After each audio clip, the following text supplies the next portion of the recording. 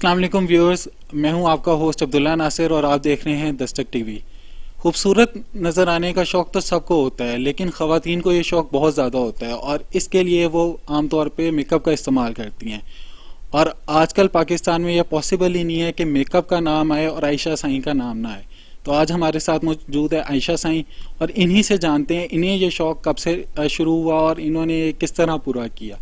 तो सबसे पहले तो मैम अस्सलाम वालेकुम। वालेकुम अस्सलाम, कैसे हैं आप भाई? ठीक है, अल्लाह का शुक्र, आप सुनाएं। अल्हम्दुलिल्लाह। Thank you so very much कि आप आए और आपने जो है वो इंटरव्यू किया।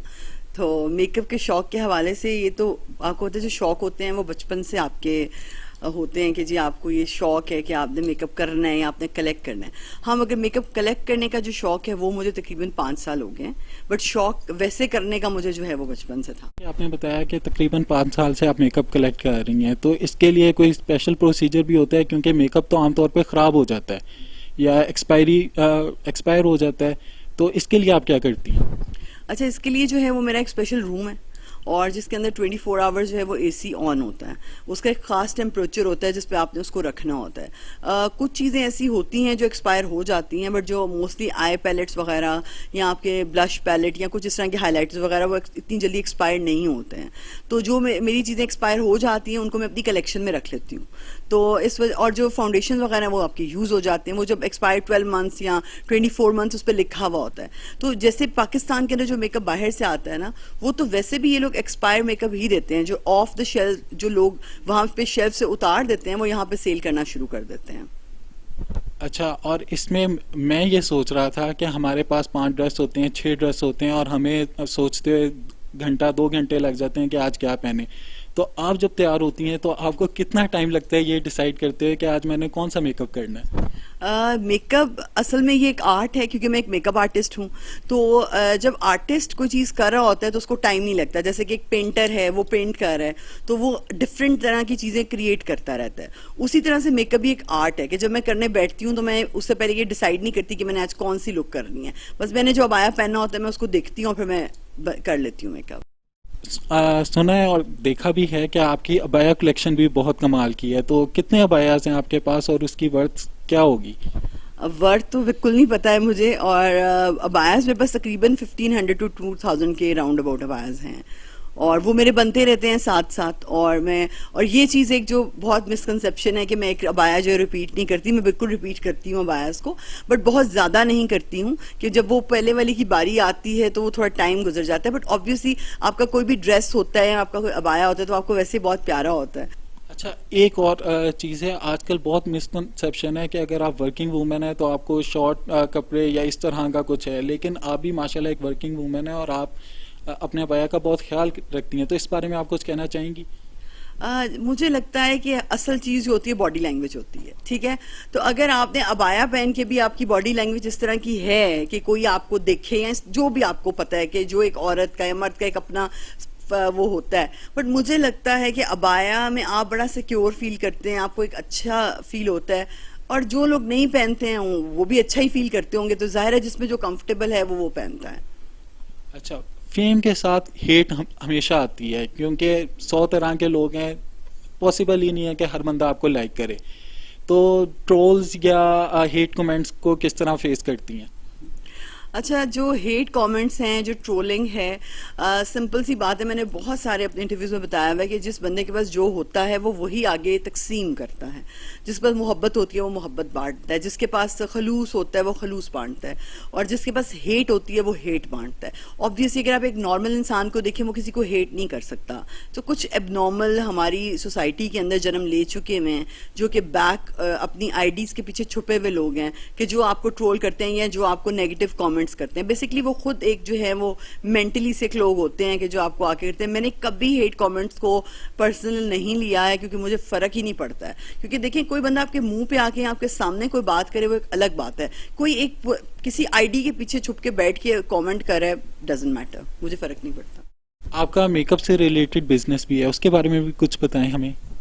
मेरा जो है अपना मेकअप का ब्रांड है अल्हम्दुलिल्लाह, और वो उन लड़कियों के लिए है कि जो मेकअप को अफोर्ड नहीं कर सकती हैं, ख़ास तौर पे, और उन लड़कियों के लिए भी है जो अफोर्ड कर भी सकती हैं, क्योंकि हर वक्त जो है वो आप इतना एक्सपेंसिव मेकअप यूज़ नहीं कर सकते हैं। हर बंदा इतना महंगा मेकअप अफोर्ड भी नहीं कर सकता है। तो मेरा जो मेकअप का ब्रांड है वो 400 रुपीज़ से स्टार्ट होता है और मैक्सिमम 2500 तक की मेरी प्रोडक्ट है, इससे एक्सपेंसिव नहीं है मेरा ब्रांड। तो वो उन सब लड़कियों के लिए है कि जो कम प्राइस में मेकअप खरीदना चाहती हैं, वो मेरा ब्रांड जो है वो बाय कर सकती हैं। अच्छा, आप इतना मेकअप बाय करती हैं माशाल्लाह, आपके फादर ने भी कभी आपको कुछ नहीं कहा और आप माशाल्लाह आपके हस्बैंड भी आपको कुछ नहीं कहते। रिश्तेदार वगैरह या भाई वगैरह आके गिला करते हैं कि आपको देख के हमारी बीवी भी अब जिद करती हैं, तो आपकी वजह से हमारा इतना खर्चा हो जाता है?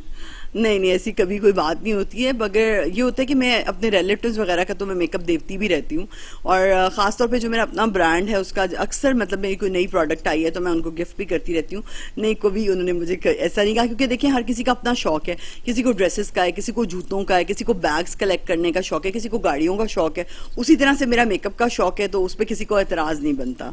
तो आप वर्किंग वूमेन है, बच्चों को टाइम देना कैसे मैनेज हो जाता है? मतलब इजी है या जो हमारी खवातीन काम नहीं करती, जिनको लगता है कि बहुत हेक्टिक हो जाएगा, उनको कुछ कहना चाहेंगी? देखिए, जो औरतें काम नहीं करती हैं मैं उनको यही कहना चाहूँगी कि उन्होंने बहुत अच्छी तरबियत अगर उनको लगता है उन्होंने कर ली है। देखिए, बच्चों को डांटना, बच्चों को मारना, बच्चों को पढ़ाई के ऊपर बहुत स्ट्रिक्ट रहना और बच्चों को अपना एनिमी बना लेना, मुझे लगता है ये उनकी तरबियत नहीं है। बच्चों की तरबियत जो है वो थोड़ी डिफरेंट चीज़ होती है कि आप उनको एक ऐसा बिल्ड कर रहे हैं, आप उनको एक ऐसी पर्सनालिटी उनकी बना रहे हैं कि जो आपके साथ उनकी दोस्ती है। तो मुझे लगता है वर्किंग वुमेन्स की ज़्यादा दोस्ती होती है अपने बच्चों के साथ। अल्हम्दुलिल्लाह मैं तो बहुत ज़्यादा टाइम देती हूँ बच्चों को, वो तो होते ही मेरे साथ हैं। लाइक कि मुझे लगता है कि उनका मेरे बगैर और मेरा उनके बगैर कोई गुजारा उस तरह से है नहीं, क्योंकि हम लोग ही होते हैं घर में, तो वो हर टाइम ऑलमोस्ट मेरे पास होते हैं। इन केस के जब मेरे इंटरव्यूज़ हो रहे हों या मैं अपना कोई काम कर रही हूँ, उसके अलावा मैं होती बच्चों के साथ हूँ। अब हम आयशा मैम से उनका कलाम सुनेंगे। पर्दा डाले रखना साईं, पर्दा डाले रखना, बड़े दिनों से अंदर काले हाय संभाले बैठे हैं, हमको अब तू कजना साईं, पर्दा डाले रखना। कैसा घोर अंधेरा छाया, यार नजर न आया, मन मंदिर में दीप जलाया, भेद न कोई पाया, मुझको सांभ के रखना साईं, पर्दा डाले रखना, पर्दा डाले रखना साईं, पर्दा डाले रखना। बहुत खूबसूरत। आयशा मैम, जैसे आपने बताया कि आप एक मेकअप आर्टिस्ट भी हैं और जो चीज़ें आपने बताई हैं उससे यही समझ आ रहा है कि अगर बंदे ने कोई शौक़ पालना है फिर उसे समझे भी, क्योंकि अगर कोई समझे बगैर इतना मतलब मेकअप बाय कर लेगा तो वो तो उसे बर्बाद कर देगा। जी, जो शौक होता है ना वो तभी कोई पाल सकता है कि जब तक उस को पता नहीं होगा कि बेसिकली आप क्या कर रहे हैं, क्या चीज़ बाय कर रहे हैं, क्या चीज़ खरीद रहे हैं। महंगा मेकअप खरीदना इज़ नॉट एवरीथिंग। मेकअप को संभालना कैसे, उसकी केयर कैसे करनी है, उसको रखना कैसे है, उसको मैनेज कैसे करना है और फिर उसको इस्तेमाल भी करना है, तो ये सारी चीज़ें जो है ना काफ़ी मुश्किल होती हैं। बट जब आपको शौक है तो फिर आप कर सकते हैं। मेकअप के अलावा क्या क्या शौक हैं आपको? पेट्स का भी हमें पता चल गया, बर्ड्स वगैरह का, और आपकी माशाल्लाह गाड़ियाँ भी हैं, तो ये शौक है या बस वैसे ही कंफर्ट के लिए? मुझे गाड़ियों का जो है बचपन से इसलिए था क्योंकि वालिद साहब जो हैं उनको बहुत ज़्यादा शौक़ था कि मेरे बच्चे जो हैं वो इसी तरह की गाड़ियों पे बैठें। तो अल्हम्दुलिल्लाह ये जो रेड गाड़ी आपको नज़र आ रही थी, ये मेरी मदर ने मुझे जो है वो गिफ्ट की थी और उनको मेरे फादर ने गिफ्ट की थी, तो इसलिए ये गाड़ी मुझे बहुत फेवरेट गाड़ी है। और उसके अलावा मुझे I am a spiritual person, तो मुझे मेडिटेशन का बहुत शौक़ है और मुझे अकेले डिफरेंट जगहों पे बैठने का बहुत शौक़ है, जहाँ पे बिल्कुल खामोशी हो वहाँ बैठ के मेडिटेशन करूँ। ये दो डिफरेंट अलग चीज़ें, एक सोशल मीडिया, मेकअप और एक स्पिरिचुअलिटी। दूसरा, आपके गार्ड से बहुत लोग कंफ्यूज हो जाते हैं कि ये कोई दुश्मनी का मामला है या सिर्फ सिक्योरिटी रीजंस की वजह से है, क्योंकि ज़ाहिर है सिक्योरिटी रीजंस तो पाकिस्तान में समझ में आते हैं। ये कोई वैसा मामला है या कोई दुश्मनी वाला कोई मसला मसाइल है? अच्छा, गार्ड से कंफ्यूज इसलिए होते हैं कि उनको ये समझ नहीं आ रही होती है कि औरत ये सब कुछ क्यों कर रही है, तो ये हजम नहीं होता हमारी सोसाइटी में ये चीज़। वरना बहुत सारी औरतें हैं जिन्होंने गार्ड्स रखे हुए हैं और ज़रूरी भी होते हैं, बिकॉज मर्द को तो मुझे लगता है इतने ज़्यादा गार्ड्स की ज़रूरत नहीं होती है, औरतों को ज़्यादा ज़रूरत होती है और औरतों को मर्दों से ज़्यादा, आई थिंक औरतों से ज़्यादा ख़तरा है, तो इस वजह से जो गार्ड्स हैं ना वो बड़े इंपॉर्टेंट होते हैं। हमारे माशरे में बाज़ औक़ात औरतों के साथ थोड़ी सी जुल्म ज़्यादतियाँ भी हो रही होती हैं और क्राइम रेट भी पाकिस्तान में अनफॉर्चुनेटली वुमेन के अगेंस्ट बहुत ज़्यादा है, तो इस बारे में आप कुछ कहना चाहेंगी? जी, मैं इस बारे में काफ़ी कुछ कहना चाहूँगी, बिकॉज़ अभी हमारा मेकअप के हवाले से इंटरव्यू हो रहा है तो मैं थोड़ा सा ही बताऊँगी। मैं इंशाल्लाह इसके ऊपर एक वीडियो बनाऊँगी। बेसिकली होता यही है कि कोई क्राइम पहले दिन जन्म नहीं लेता है। ये नहीं होता है कि कोई बैंक की डकैती हो रही है कि कोई अंदर आया और उसने आपको गन मारी है और उसने आपको मार दिया है। ये ऐसे क्राइम ये वाले नहीं होते हैं। पहले दिन जब औरत पे क्राइम होता है, जब पहले दिन औरत के ऊपर हाथ उठाया जाता है और वो अपने माँ बाप के घर पे जाती है और उसको जाके बताती है कि जी मेरे साथ ये हुआ है, तो माँ बाप को चाहिए कि उनको स्टेप लेना, कि उनको कहेंगे चुप हो जाओ और किसी को नहीं बताना और इसको बर्दाश्त करो। सो मुझे लगता है कि हाँ, जहाँ पे औरत की गलती है आप वहाँ पे औरत को समझा सकते हैं, मगर किसी औरत पे हाथ उठाना, और मुझे लगता है कि एक नामर्दगी की निशानी है ये, औरतों पे हाथ नहीं उठाना चाहिए। और ख़ास तौर पे फिर एक मुआशरा हम बर्बाद कर रहे हैं। अच्छा, इसमें पाकिस्तान में आजकल फेमिनिज्म के बारे में बहुत बात हो रही है और फेमिनिज्म को जिस तरह पोर्ट्रे किया जा रहा है वो उस तरीके से बहुत से लोगों को इख्तलाफ आते हैं। मेरे ख्याल में जो बातें आप कह रही हैं ये ट्रू फेमिनिज्म है। तो इस बारे में आप क्या कहना चाहेंगी, जिस तरह हम फेमिनिज्म को पोर्ट्रे कर रहे हैं और जिस तरह वो सारा क्रिटिक मामला ख़राब हो गया है सिर्फ गलत पोर्ट्रे करने की वजह से? देखिए, जो फेमिनिज्म अभी पाकिस्तान में आया हुआ है, obviously that is a paid feminism, जो कि बाहर के मुल्कों से आपको पता है यहाँ पे इनको पेड करके तो एक फेमिनिज्म की एक नई तहरीक चल गई हुई है। जो ओरिजिनल फेमिनिज्म है वो यही है कि औरत अपने हकूक के लिए लड़े, क्योंकि इसमें आके तो औरतों का सबसे ज्यादा प्रॉब्लम आ रहा है। औरत को तो उसका हकूक मिल ही नहीं रहा। वो औरतें जिनको एक्चुअल में हक चाहिए वो तो अब डरते हैं कि जी हमारी बीवी कहीं औरत मार्च पे ना चली जाए, क्योंकि ये तो और ज्यादा बदनामी वाली बात है। और जो असल औरतें जिनको हक मिलने थे उनको उनके हक नहीं मिल रहे हैं। औरत अपने घर में भी रह के बहुत मजबूत है, औरत अपने पर्दे में भी रह के बहुत मजबूत है। औरत को मर्द से हक मांगने की जरूरत नहीं है। औरत को ऑलरेडी एज ए इंडिविजुअल बहुत सारे हक हासिल हैं। तो औरत ये क्यों कह रही है कि मर्दों को कि आप हमें हक दें या आप हमें ये दें? उसको तो ऑलरेडी सारे हकूक मिले हुए हैं।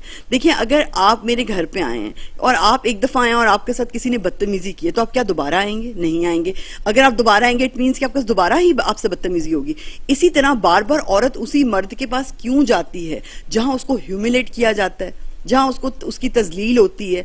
तो ये औरत के ऊपर डिपेंड करता है कि उसने अपनी इज्जत कैसे करवानी है और उसने अपनी लिमिट्स को कैसे बनाना है। और आयशा मैम, आप हमारे व्यूअर्स को कोई मैसेज देना चाहेंगी?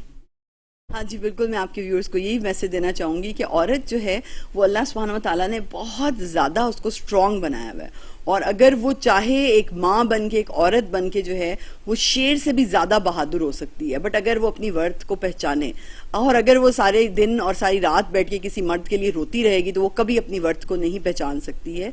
औरत को अपनी पहचान आज बनानी पड़ेगी, वरना कल को हमारा पूरा का पूरा मुआशरा जो है वो ख़राब हो सकता है। थैंक यू, बहुत खूबसूरत बात कही आपने। आज हमारे साथ थी आयशा साईं, और आपने मेकअप से रिलेटेड तो इनके बहुत से इंटरव्यूज़ देखे होंगे, लेकिन आज हमें इनकी स्पिरिचुअल साइड देखने को मिली और पता चला कि एज अ ह्यूमन ये कितनी अच्छी हैं। तो आयशा मैम, बहुत शुक्रिया। थैंक यू सो मच, बहुत शुक्रिया। तो नाज़रीन, देखते रहें दस्तक टीवी। मैं हूं आपका होस्ट अब्दुल्ला नासिर, और इसी के साथ दोबारा मिलेंगे इंशाल्लाह इसी चैनल पे। तब तक के लिए अल्लाह हाफिज़।